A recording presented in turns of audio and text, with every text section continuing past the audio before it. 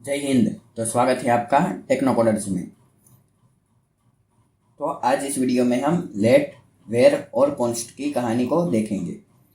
क्या होते हैं लेट, वेर और कॉन्स्ट, वेरिएबल का यूज़ किस तरह से होता है, वो सभी देखने के लिए आपको इस वीडियो को देखना पड़ेगा। तो पहले देखते हैं कि हम जावास्क्रिप्ट में वेरिएबल क्यों यूज़ करते हैं। वेरिएबल का यूज़ जावास्क्रिप्ट में और अदर कई लैंग्वेज में यूज़ होते हैं क्योंकि हमारे कंप्यूटर के स्टोरेज में कोई मेमोरी एलोकेशन करने के लिए वेरिएबल का यूज़ होता है। जैसे कि अगर आप कोई वेबसाइट बना रहे हैं तो उसमें यूज़र नेम और पासवर्ड को स्टोर कराने के लिए डेटाबेस का यूज़ करना पड़ता है, लेकिन उसमें बिहाइंड द सीन कई वेरिएबल डिक्लेयर किए जाते हैं। जैसे कि डेटाबेस का रिस्पॉन्स कैसे आया, वो सभी एक वेरिएबल में स्टोर होते हैं। और वो वेरिएबल जो हमारी हार्ड डिस्क में और स्टोरेज यूनिट में स्टोर रहता है। अगर आप मोबाइल में यूज़ कर रहे हैं तो रोम में हमारा वेरिएबल की थोड़ी सी स्पेस बन जाती है। वो वेरिएबल की मदद से वो स्पेस हमें अलोकेट होती है। तो मेमोरी एलोकेशन के लिए वेरिएबल का यूज़ होता है। तो जावास्क्रिप्ट में हम वेरिएबल को 3 तरह से डिफाइन कर सकते हैं। एक पहला है लेट, वेर और कॉन्स्ट। तो चलिए उसे देखते हैं। तो इसके लिए हम एक फोल्डर बना लेते हैं 01_basic और 01 बेसिक के अंदर एक नई फाइल बना लेते हैं वेरिएबल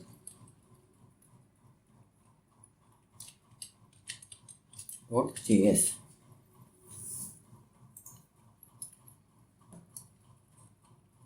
तो पहले हम लिख लेते हैं एक कमेंट को हम 2 तरह से लिख सकते हैं। एक $/ की मदद से भी हम लिख सकते हैं और एक इस तरह से लेट, वेर और कॉन्स्ट।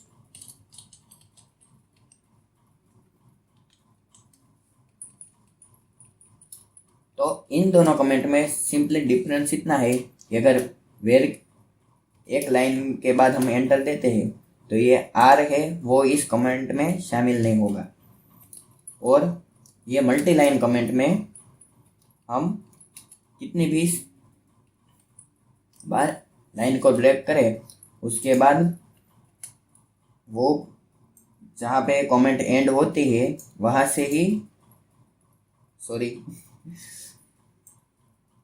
मल्टी लाइन कमेंट में हम मल्टीपल लाइन को कमेंट कर सकते हैं। सिंपली इतना ही है। तो हम 2 तरह से कमेंट कर सकते हैं इस तरह से।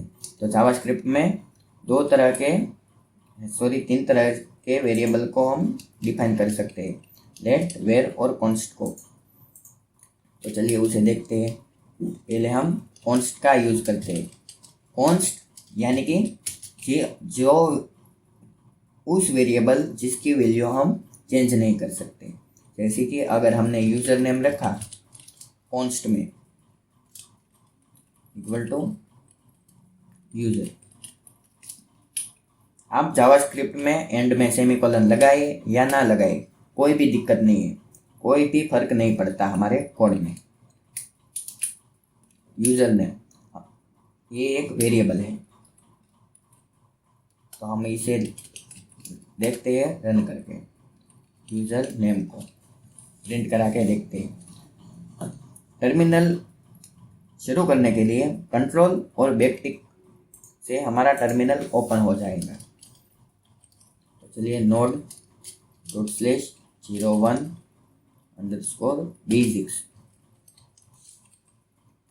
और उसके अंदर एक फाइल है variable.js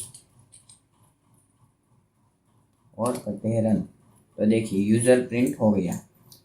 तो ये कॉन्स्ट की तरह से हमने वेरिएबल डिक्लेयर किया है।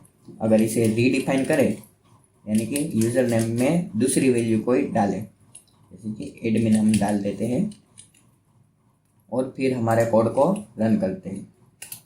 तो देखिए हमें एरर शो हो रहा है। क्या एरर है? Assignment to constant variable. ये एरर हमें कह रहा है कि हम कांस्टेंट वेरिएबल को रीडिफाइन नहीं कर सकते। तो ये तो हो गया कॉन्स्ट का।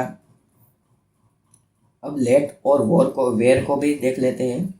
तो लेट को डिफाइन करने के लिए लेट और उसके बाद वेरिएबल का नाम,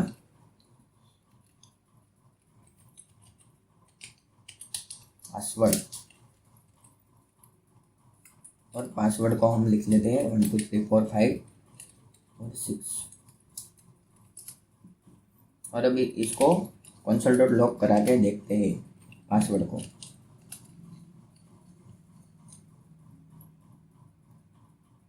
पहले पासवर्ड को चेंज कर देते हैं।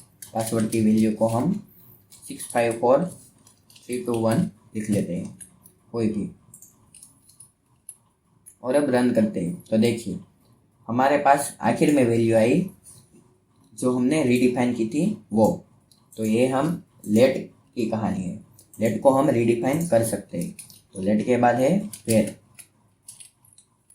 वेयर को डिफाइन करने के लिए वेयर लिखना पड़ता है और उसके बाद वेरिएबल का नाम, यानी कि हम लिख लेते हैं OTP। 2 स्टेप वेरिफिकेशन के लिए OTP भी हमें लिखता है। तो OTP के लिए हम 4 डिजिट का OTP लिख लेते हैं और उसके बाद OTP को चेंज कर लेते हैं। OTP = 1 2 3 4। और अब console.log करा के देखते हैं OTP को।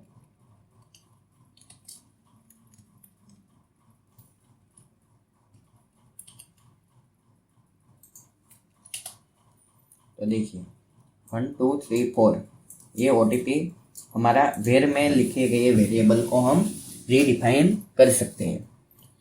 तो अब लेट और वेयर में क्या दिक्कत है, क्या डिफरेंस है, वो देखने के लिए हम आगे देखते हैं। लेट और वेयर में कोई भी डिफरेंस नहीं है, सिर्फ डिफरेंस है स्कोप का। यानी कि पहले जब जावास्क्रिप्ट नई लॉन्च हुई थी तब स्कोप का इश्यू हुआ करता था। जैसे कि अगर आपने वेरिएबल को किसी स्कोप में लिखा, स्कोप यानी कि ये कर्ली ब्रैकेट, ये बहुत यूज होते हैं। अगर आपने इफ कंडीशन देखी होगी तो इफ एल्स में भी स्कोप का यूज होता है, इफ में भी स्कोप का यूज होता है, फॉर लूप में इसमें भी स्कोप का यूज होता है। और अगर हम फंक्शन डिफाइन करते हैं तो उसमें भी स्कोप का यूज होता है। तो वेयर में पहले कॉन्स्ट और वेयर दो ही थे। वेरिएबल दो तरह से ही हम वेरिएबल डिफाइन कर सकते थे। जैसे कि अगर आप उन्हें वेयर करके यहाँ पे कोई वेरिएबल डिफाइन किया तो इसका इस्तेमाल आप यहाँ पे बाहर भी, यानी कि स्कोप के बाहर भी आप कर सकते हैं 1 का यूज। तो ये स्कोप का इशू हुआ करता था। यहाँ पे हम कंडीशन लिख लेते हैं इफ।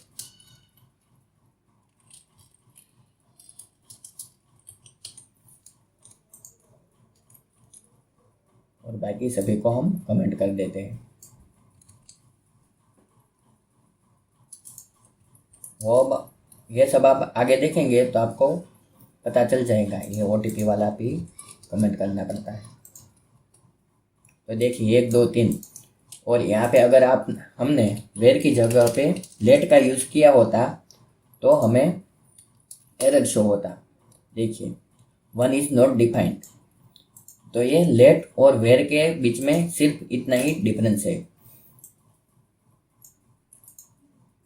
और पहले दिक्कत आती थी कि अगर हमने स्कोप में यूज़र नेम को डिफाइन किया और बाद में दूसरे फंक्शन में भी यूज़र नेम को डिफाइन किया तो यूज़र नेम में आखिरी वैल्यू जो आती है वो हमने लास्ट में जो डिफाइन की होती है वो आती है।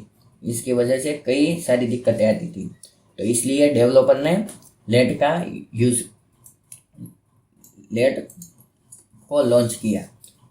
अभी ज़्यादातर प्रोग्रामर जो नए है वो लेट और कॉन्स्ट का ही यूज़ करते हैं। आपने कई यूट्यूब चैनल में भी देखा होगा। जावास्क्रिप्ट में हम वेरिएबल को सिर्फ दो तरह से ही डिफाइन कर सकते हैं, लेट और वेर की मदद से, लेट और कॉन्स्ट की मदद से।